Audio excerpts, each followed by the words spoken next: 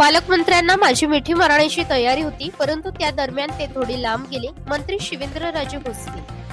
सातारा शहरामध्ये काल शिवसेना नेते उपमुख्यमंत्री एकनाथ शिंदे यांची जाहीर सभा पार पडली. यावेळी जिल्हा परिषदेमध्ये घडलेल्या घडामोडींवर भाष्य करताना योग्य वेळी सगळ्या गोष्टींचा हिशोब होईल असा इशारा त्यांनी अप्रत्यक्ष भाजपला दिला होता. याबाबत भाजपचे मंत्री शिवेंद्रराजे भोसले यांना विचारणा केली असता जिल्हा परिषद निवडणुकीमध्ये भाजपला सर्वाधिक 28 जागा मिळवल्या होत्या आणि भाजप सर्वात मोठा पक्ष होता. मात्र भाजपला विचारात न घेता मित्र पक्षांनी स्वतंत्र निर्णय घेतला होता.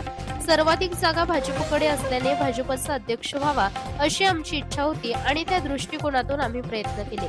दरम्यान एकनाथ शिंदे हे आमचे नेते आहेत, राज्याचे उपमुख्यमंत्री असून महायुतीमध्येही आम्ही एकत्र आहोत. त्याचबरोबर साताऱ्यामध्ये शंभूराज देसाई हे आमचे पालकमंत्री आहेत. आमचे पालकमंत्री हे ताकदीचे असून त्यांच्या नेतृत्वाखाली जिल्ह्यामध्ये विकास कामे सुरू आहेत. दरम्यान त्यांना मिठी मारण्यासाठी माझी तयारी होती, परंतु तेच थोडे लांब राहिले असा मिश्किल टोला मंत्री शिवेंद्रराजे भोसले यांनी शंभूराज देसाई यांना लगवलाय. दरम्यान 8वीच्या पुस्तकातून मराठा साम्राज्याचा इतिहास पुसण्याच्या विषयावर बोलताना मंत्री शिवेंद्रराजे भोसले यांनी सरकारकडून छत्रपतींचा इतिहास पुसण्याचा कोणताही प्रयत्न होणार नाही, याबाबत योग्य तो निर्णय घेतला जाईल असा निर्वाळा दिलाय. त्याचबरोबर MIDC आणि IT पार्कच्या विषयावरून उद्योग मंत्री उदय सामंत यांनी साताऱ्यामध्ये येऊन माझं नाव घेऊन कसं चालेल असा खोचक सवाल केलाय. त्या सभेमध्ये त्यांनी जिल्हा परिषदेमध्ये खालच्या पातळीचं राजकारण झाल्याचं आणि त्याला चोख प्रत्युत्तर देणार असल्याचं त्यांनी सांगितलं आणि खरं तर एक इशारा दिला बीजेपीला त्यांनी. नाही, असं काय नाही. आम्ही शेवटी आम्ही सगळे एकत्र काम करतोय आणि मागं पण आम्ही म्हटलं की जे जिल्हा परिषदला झालं हे स्थानिक राजकारण होतं, काय राज्याच्या याच्यामध्ये किंवा त्याचा विषय नव्हता. भाजप 28वर असताना जाणून बुजून भाजपला बाजूला ठेवणं ह्या पद्धतीचं नियोजन चाललं होतं आणि आमचं म्हणणं होतं की बा निवडणुका वेगवेगळ्या जरी आपण लढलो असलो तरी आपण युतीमध्ये आहे, आपण सरकारमध्ये सगळे तिन्ही पक्ष म्हणून काम करतोय आणि आपण एकत्र येऊन काम करू, पुढचं प्रभावी करू.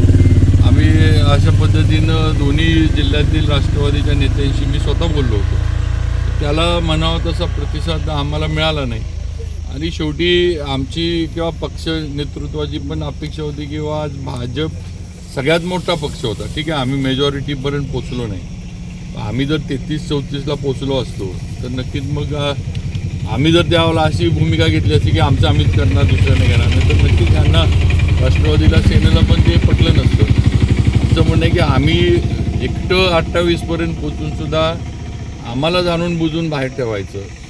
इलेक्शनमध्ये बोलणं, टीका टिप्पणी होती, सगळीकडे झाली. राज्यामध्ये जिथं जिथं वेगळे लढले सगळीकडे झाली, पण राज्यामध्ये इतर ठिकाणी तिथल्या स्थानिक ह्याच्यावर इलेक्शन झाल्यानंतर सेना, भाजप, राष्ट्रवादी एकत्र येऊन काँग्रेस आणि जे दुसरे आहेत त्यांना बाजूला ठेवून त्यांनी सत्ता केली ना.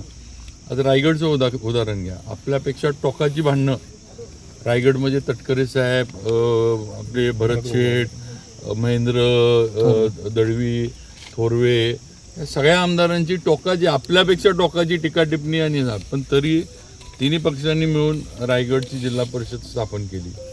इथं तर आपलं एवढं तर काही टोकाचं झालं नव्हतं. ठीक आहे, टीका टिप्पणी, बोलणं, कुठंतरी एखादं स्टेटमेंट वगैरे झालं असं, पण असं असताना पण येणं आणि शेवटी हा जिल्ह्याचा विषय होता. मग शिंदेसाहेब आमचे नेते आहेत, मुख्यमंत्री म्हणून त्यांच्या नेतृत्वाखाली आम्ही आमदार म्हणून काम केलं आहे.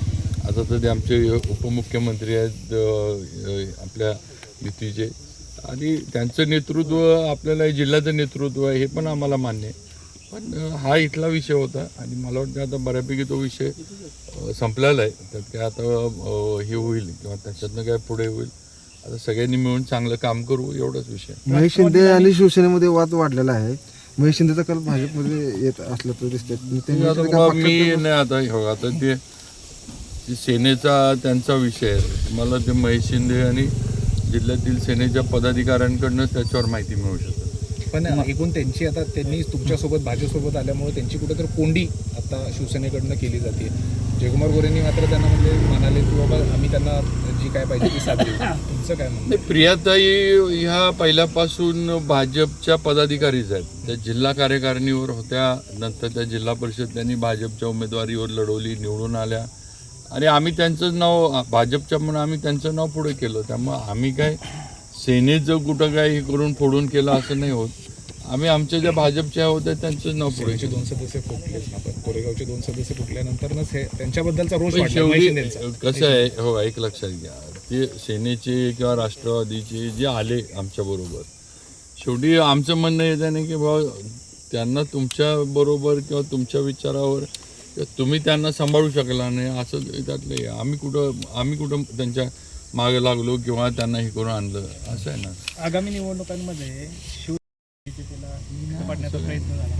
असं काय ना, आज राज्यसभा सगळ्यांनी मिळून हे केली, तर विधान परिषद आहे. आपल्या जिल्ह्यामध्ये नाही, असं काही नाही. आता आम्हाला तर काय राष्ट्रवादी आणि सेनेचा धोका नाही वाटत. तुम्हाला आमचे त्यांना मित्र तुमचं पक्ष, वाटतं का? त्यांना आमच्याबद्दल अशी का भीती वाटते ते त्यांना विचारलं, वाटत असली तर मला नाही वाटत. आमचे पालकमंत्री एकदम ताकदीचे आहेत, शंभूराजांच्या नेतृत्वाखाली जिल्ह्याचं काम चाललंय आणि आमचा पालकमंत्र्यांवर नक्की विश्वास आहे. तुम्ही मिठी मारली नाही, फक्त मिठी मारू शकतो असं म्हणाला होता. नाही, मी म्हटलं आमची तयारी आहे. त्यांनी म्हणजे थोडं त्यावेळेला जरा अंतरावर ठेवलं.